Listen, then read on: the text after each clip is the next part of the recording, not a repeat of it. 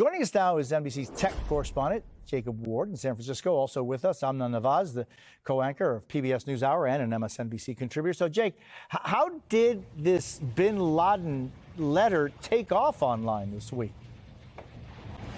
Well, Jose, it seems to have begun earlier this week around Tuesday. That is when researchers have found that the references to bin Laden have leapt by 4,300% between Tuesday and Thursday of this week.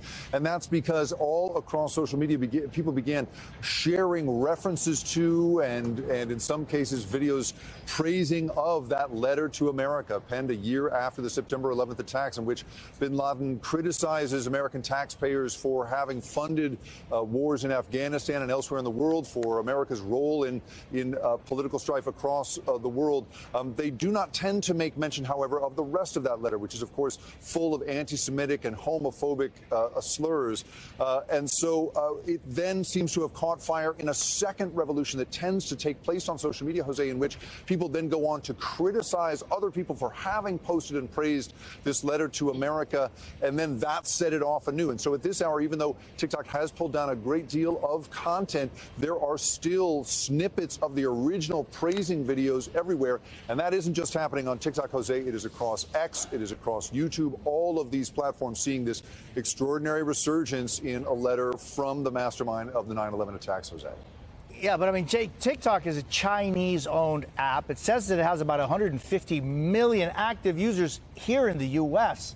A recent Pew poll found 32% of 18 to 29-year-olds say they regularly get their news from TikTok. How does this company manage what people see or don't see?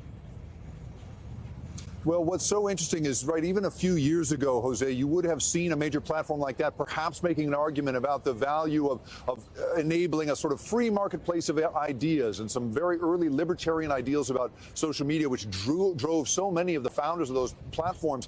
That's no longer the world we are in. Each of these platforms has a very specific policy against promoting terrorist content or content that in any way glorifies acts of terrorism. In this case, TikTok has said that it specifically violates its content and has immediately begun pulling down anyone posting under the hashtag letter to America. Now, searches for bin Laden continue to move, but that is the nature of social media at this hour, Jose.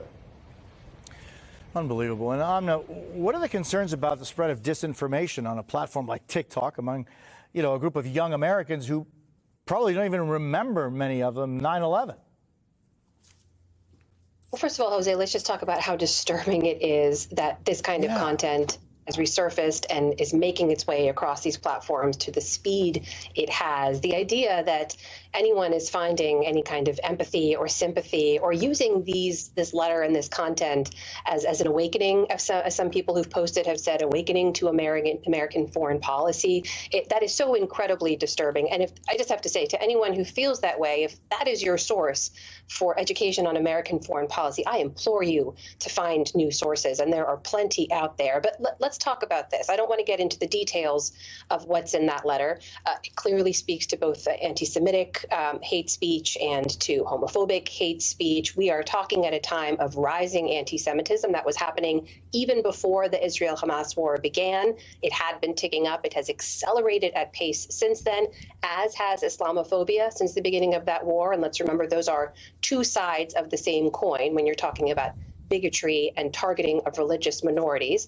And there's no place for either of that speech in a civilized society. But let's also mention this. There is a lot of space between supporting a terrorist leader, as some of these videos purport to do, and criticizing your own government and their foreign policy. And we're also speaking at a time when we're seeing a lot of particularly young Americans increasingly uncomfortable with America's support of Israel and Israel's conduct in the war. We had a poll out just earlier this week at PBS NewsHour with NPR and Marist, in which it showed that some 38% of Americans said they believe that Israel's conduct in response to the war so far has been just about right, but it also 38% believed it had been too much. And why that's noteworthy is because it is 12 points higher than it was just a month ago, and it now comprises the majority of Democrats.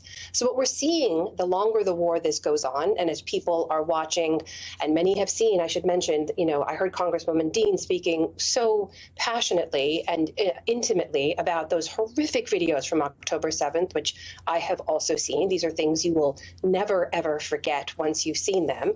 But there's now millions of Americans also seeing horrific videos of the loss of life among Gazan civilians, and they're increasingly uncomfortable watching this as this goes by. And I asked, actually, Secretary of State Antony Blinken about this last night, and he said it is gut-wrenching, it is heartbreaking, but we have to ask, what would we do if this was us, it was happening to us, and continue to defend America's position. Jose?